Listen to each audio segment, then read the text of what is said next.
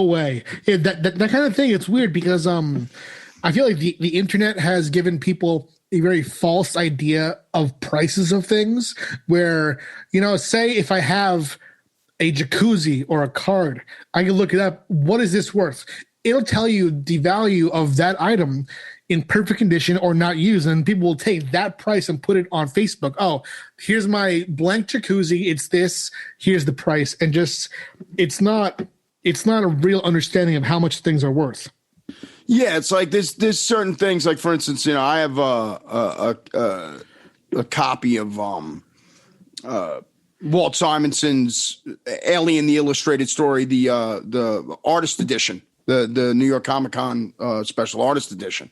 And I've seen it online for like exorbitant amounts of money. But yeah. I know I'm never going to get that for it, unless I owned a store and threw it up on my shelf and let it sit there for 5 years. And hopefully somebody would come in and be like, that's, I can spend money on that. Yeah. But it's, the way prices are inflated is crazy.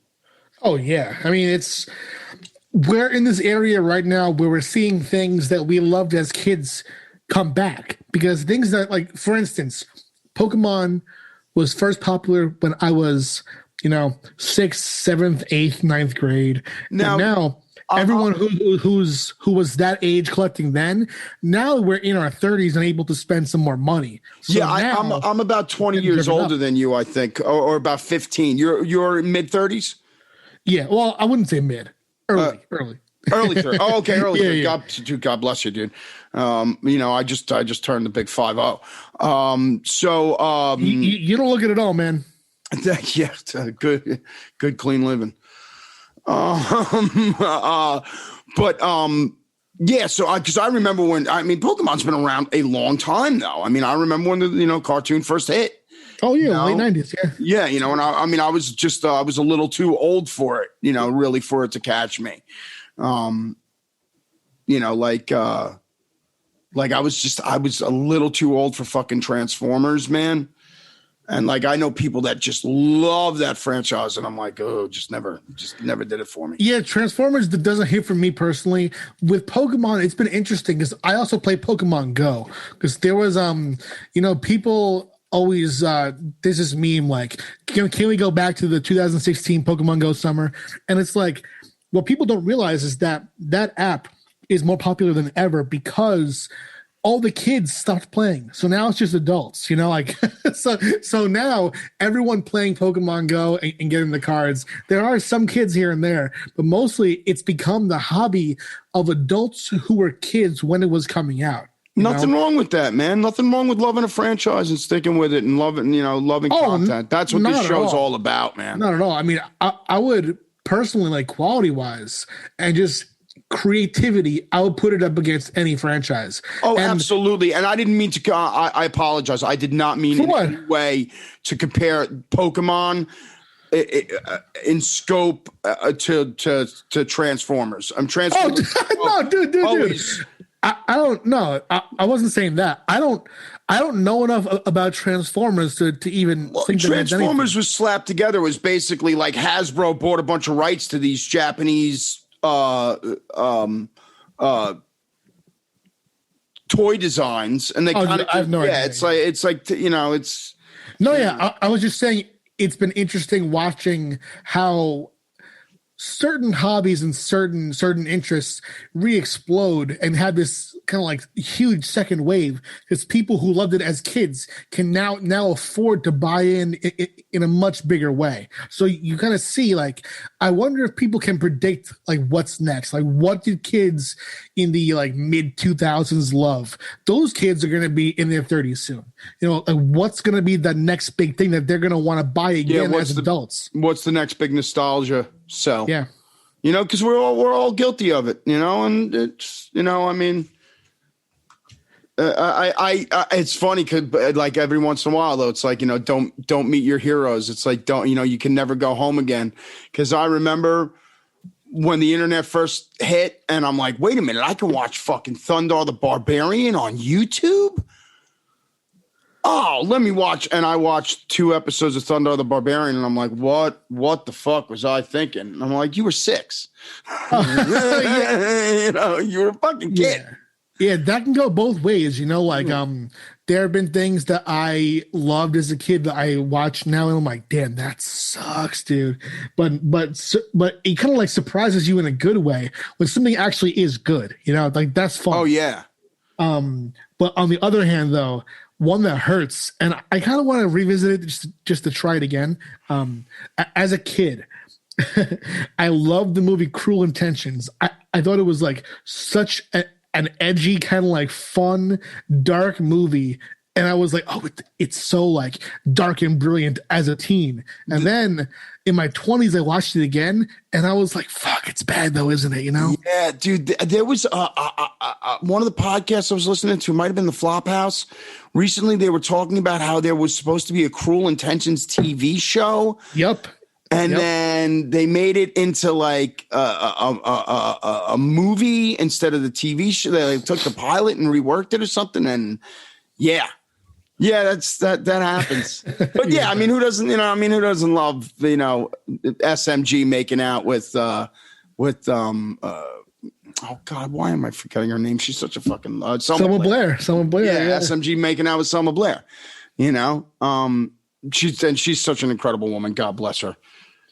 I mean, she as Buffy, she brought a level of acting. I mean, that the entire cast of Buffy, I feel for that kind of show at that time, looking back now at that acting and that writing is just, it's mind-blowing. Dude, I got to tell you, my friend Judy Sunshine, she's been writing a blog regularly for 10 years. She's absolutely brilliant.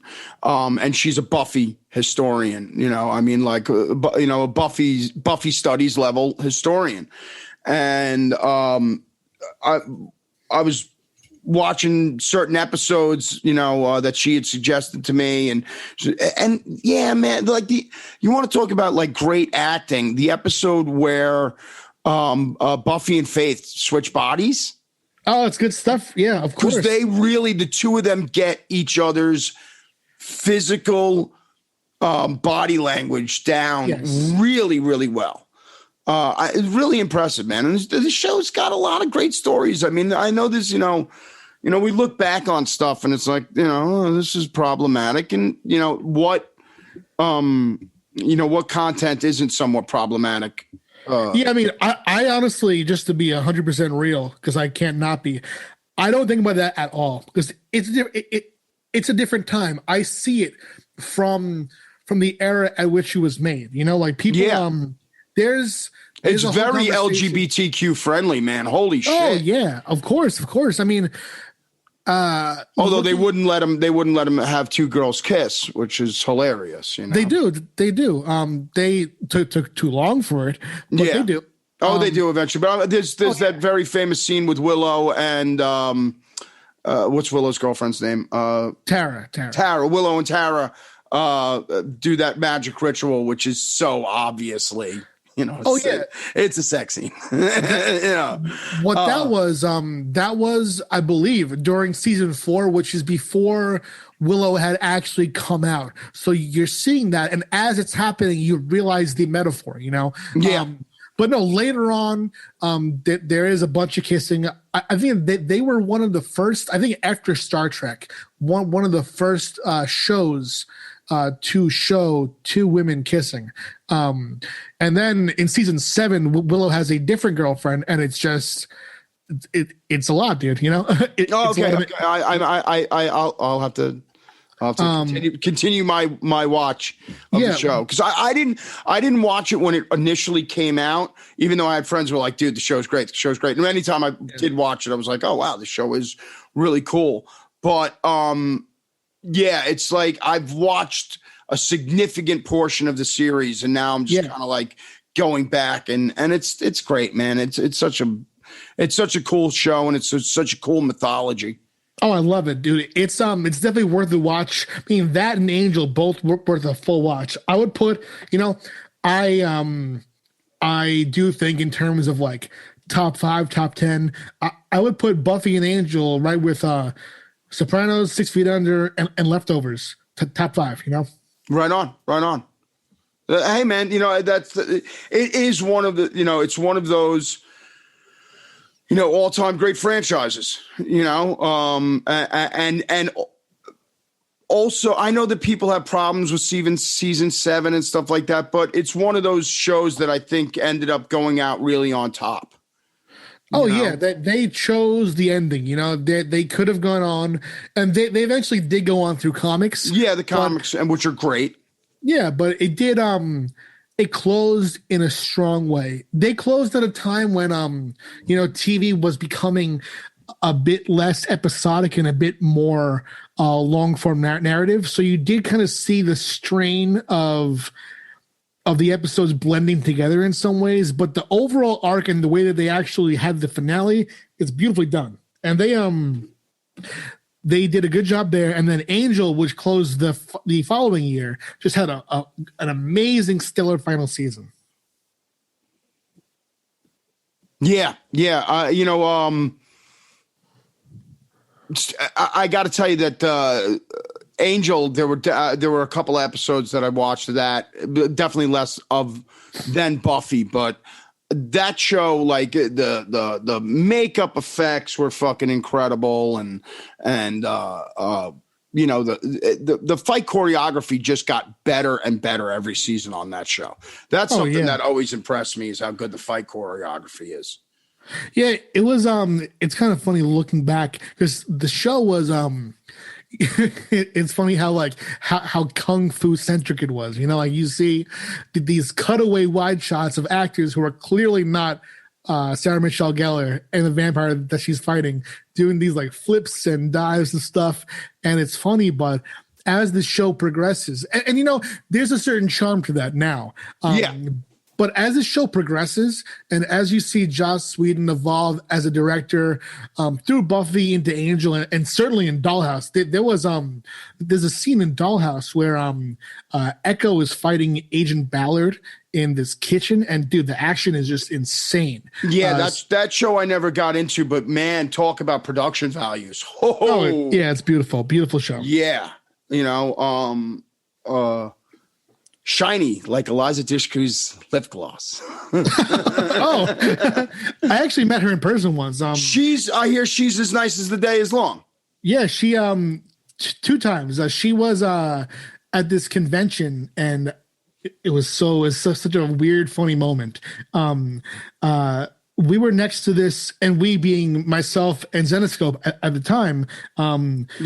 Which is where you got your start in the comic business. Yeah. I was at the booth, and there was a next to us a body painting booth, and the person running that booth found someone who was a fan of our Van Helsing comics, and she did a body paint style of Van Helsing over this girl. And as it was happening, Eliza Dushku came up to watch, and I was like, yo, that's Faith. That's Faith, dude.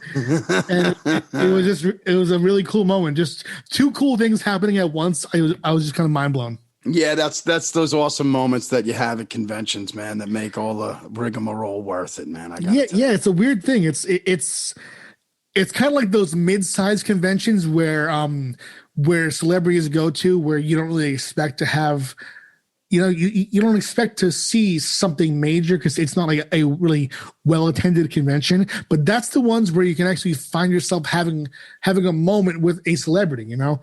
And also those conventions where they treat the comics pros at the same level of the actors, which is quite rare. Very, very rare. And and like, well, you met Larry Hama at Cradle Con. Oh yeah. And Larry always said, you know, he's like, I'd go do a con and they don't let me go into the same green room as the TV people and the movie people. I don't go back to that con.